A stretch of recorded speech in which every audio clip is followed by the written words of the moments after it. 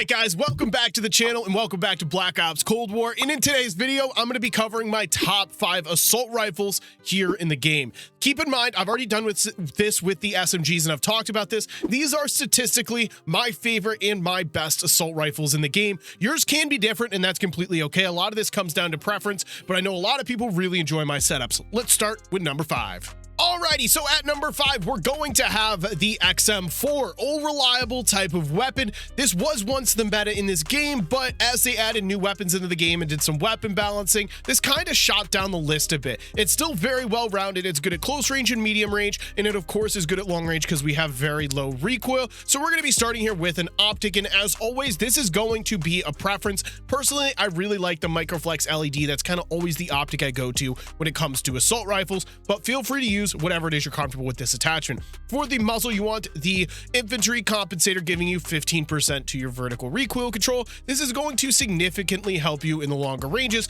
This is one of those attachments that does help it be a very well-rounded choice. For the barrel, you want the 13.7-inch Ranger for 100% added bullet velocity. So some people may be asking, why not run the reinforced? It gives you both. But the big thing is, you're not going to be shooting 91 meters in really any circumstances. People don't tend to really figure that out. 91 meters is a lot when it comes to a multiplayer map. You're not playing Warzone here. So I would say the max gunfight you're really going to take is going to be right around 40-50 meters at most. You really shouldn't be taking that, in my opinion. But by increasing the bullet velocity, your bullets connect very, very quickly, where it makes your bullet reg feel much better, in my opinion. I've always been a fan of the Ranger barrel when it comes down to my assault rifles. And as you can see, our damage range is still very good at 45 meters, which is right in that sweet spot, like I said, when it comes down to the target damage range. Heading down here to a body, you want the SOF target designator for reveal distance. This one is another preference. I would recommend going with the steady aim laser, the mounted flashlight, or the target designator. What the target designator does is while you're aimed down the sights, it makes your targets much more visible. At farther distances, the little dot above their head will pop up. For the underbarrel, you want the field agent grip, another attachment to help you in the long range, but this time we're targeting that horizontal recoil control where the muzzle was targeting the vertical. So we gain 3% vertical and 17% horizontal recoil here. For the magazine, run whatever you're comfortable with. I personally like the 40-round mag. We're not sacrificing any aim down sight speed, but still gaining more bullets in the process. For the handle, I have the airborne elastic wrap, giving you that most amount of aim down sight speed along with flinch resistance and ability to drop shot, and finishing us off with the Raider pad, increasing our sprint to fire speed to help with our close range engagements, along with giving you 40% to our aim walking speed in order to help you strafe while being shot at. Makes you much harder to hit. Let's slide over to number 4. Actually, here's all the attachments on the screen. Totally forgot about this part. Feel free to copy all those down and whatnot. So at number 4, I have the Vargo 52, Cold War's newest assault rifle in the game. I was once in the mindset that this was the best assault rifle in the game, but after dumbing down the statistics, the TTKs, it really isn't, but it's still a very, very viable choice of weaponry and one of my more fun choices in the game. Very similar to the FFAR, but with worse movement, worse aim down sight speed, the whole shebang, but still very fun nonetheless. We're going to start here with a suppressor, giving you 10% vertical recoil control along with muzzle flash concealment, which means it keeps you off of the mini-map. You're not going to be getting red dot chased everywhere. This is the only recoil I feel is necessary on this weapon, but keep in mind you are sacrificing a bit of damage range and bullet velocity, so if you want, you can go with the compensator, but personally I do like the suppressors to keep me off the minimap, especially with this weapon.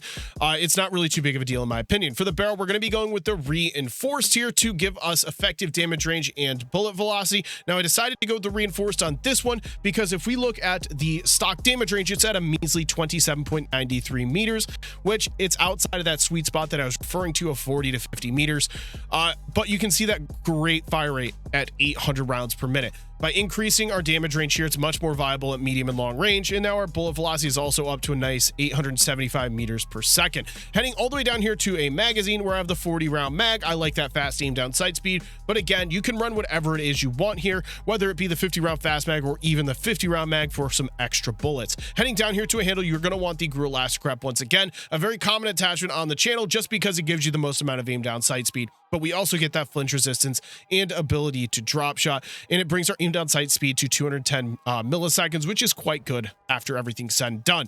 For the stock, the KGB Skeletal, once again, to increase your sprint to fire speed in order to help you in long range, or I'm sorry, close range, and then the KGB Skeletal stock there for that straight speed. Here are the attachments on the screen once again. Definitely a highly recommend from me. May not be the best, but super fun. Now at number 3, we have the FFAR, and this is going to come into the category of not the easiest weapon to use, but it has a crazy time to kill. So I have this built out for recoil control. It's extremely powerful at close range and medium range. You're going to want to avoid the long range with this one though. So let's start here with the muzzle, the infantry compensator for 12% vertical recoil control. Now keep in mind, if you're still struggling with recoil, you can go down to the SOCOM eliminator here. It gives you 17% vertical recoil control, but it does kind of sacrifice some of your movement speed in the form of shoot moving speed.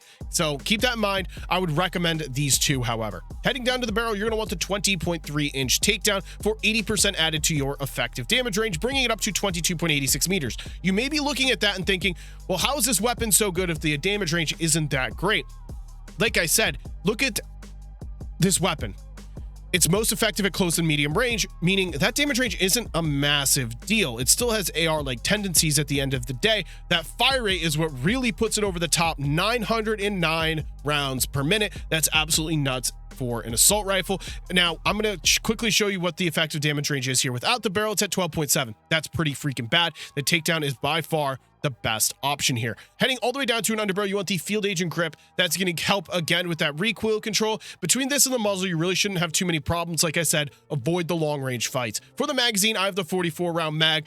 I would highly steer away from the 44 round fast mag and the 38 round speed mag, as you're going to be sacrificing far too much aim down sight speed. Now, I would recommend either the 38 round mag jungle style 44 or SAS mag clamp in order to not sacrifice too much there. And our last attachment is once again the Raider stock. Especially with a weapon like this, you're going to need an increased sprint to fire speed in order to help with your close range engagements, and we're still getting that strafe speed at the same time. There are your attachments. Make sure you guys copy those down. Not the easiest weapon, like I said, but an absolute banger. At number 2, I have the AK-47. This thing basically looks like an LMG. Look how long that barrel is. It's a damage monster on the map. Slower fire rate, high damage, pretty easy recoil in my opinion with the right attachments, and one of my favorite weapons in the game ever since launch. This thing actually received a buff very early on in the game's life cycle, and that's kind of what propelled it up the meta list in my opinion. For a muzzle here, I have the Gruz suppressor for 6% vertical recoil control. Again, if you don't really want to stay off the minimap and you don't want to sacrifice any damage range, you can go with the compensator there. It will do a very good job nonetheless. For the barrel, you want the Spetsnaz RPK, increasing your damage by 8% along with 50% added to both your damage range and bullet velocity. Let's take a look at these statistics. 41 damage, 46 meter or 47 meter effective damage range, 947.7 meter per second bullet velocity. Very well-rounded stats there, and like I said, an absolute damage monster. Let's look at these statistics before I added the barrel. 38 damage, 27.93 meter of damage range, and 596 meter per second bullet velocity. You can see that large increase there with this barrel. This is basically what makes it a meta weapon. Heading down to the underbarrel, you want the Spetsnaz grip. That's honestly the biggest problem. Is going to be that horizontal recoil with this weapon. The vertical is pretty easy to control, but that side-to-side shake is kind of insane. The Spetsnaz grip does a fantastic job here at 18% to your horizontal recoil control. Heading down to the handle, this is one that I'm going to call, I don't know how to put this. I'm going to call it an optional attachment. If you want to run a magazine, what I would recommend taking off is the handle. Personally, I've stated this before, I really like that fast aim down sight speed. So the Gruz scrap, of course, is going to give me that most aim down sight speed at 30%, along with the flinch resistance and ability to drop shot there. But feel free to run a magazine if you're running on a smaller map like Nuketown. And our last attachment, once again, is the KGB skeletal stock. Probably, I sound like a broken record, I'm sure, but you need that added sprint to fire speed. It helps you get your gun up quicker and shoot, along with the 40% added to the stray speeds. I've heard nothing but positive feedback on this one. I've actually already posted this setup on the channel with a gameplay. So if you guys want to see that, make sure you guys go back on my uploaded videos. You guys can see a gameplay for this one. And at number 1, we got the Krig 6. In my opinion, one of the easiest weapons to use in Call of Duty history. No, it's not good at close range, but you have virtually zero recoil with this weapon, and you can shoot across the map. Doesn't matter what range you're looking at. You can basically outgun snipers with this thing at long range because of that recoil pattern. Yes, it's not a close range, monster, but that's not what puts it over the top. This is a very, very easy weapon to use. and it was the professional weapon of choice. That should speak volumes for you guys. Once again, we're going to be having an optic with the Microflex LED. I've already stated it. Run whatever you want here. You don't necessarily have to run that one, but if you're trying to try my exact build, I am going with the Microflex LED. For the muzzle, the infantry compensator for vertical recoil control at 12%. One of the attachments that really helps it have virtually no recoil whatsoever. For the barrel, you're going to want the 19.7 inch Ranger. Not sure why I had the takedown there. You're definitely wanting the Ranger. The damage range is at a very, very good 50 meters. You don't need to increase that anymore, but what we have is our bullet velocity up to 1,553.1 meters per second.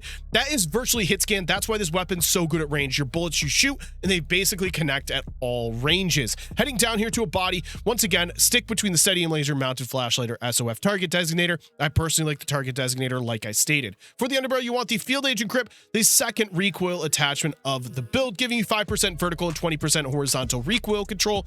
That's going to help you significantly in your longer range fights. For the magazine, once again, run whatever you want. If you're running on Nuketown, feel free to go with the 50 round fast mag. If you're running on a normal size map, go with the 40 or even the 50. Just use whatever you're comfortable with. Use whatever you think is going to be the best for your current situation. Handle, airborne elastic wrap. Once again, most amount of aim down sight speed, flinch resistance, ability to drop shot. And our last attachment is the Raider stock, giving you sprint to fire speed, aim walking speed. I sound like a broken record. Here's the attachments. Copy them down. Best assault rifle. Definitely a must use. So just like the top 5 SMG video, I want you guys to go down in the comment section and give me your top 5 assault rifles here in Black Ops Cold War, or if you have any recommendations for setups that I should be using, I'd be happy to give them a try. If they're good, I'll be sure to feature them in a video. Thank you guys so much for watching. Make sure you guys hit like and subscribe as always, turn on the notification bell, all that good stuff. I'll see you guys in the next one.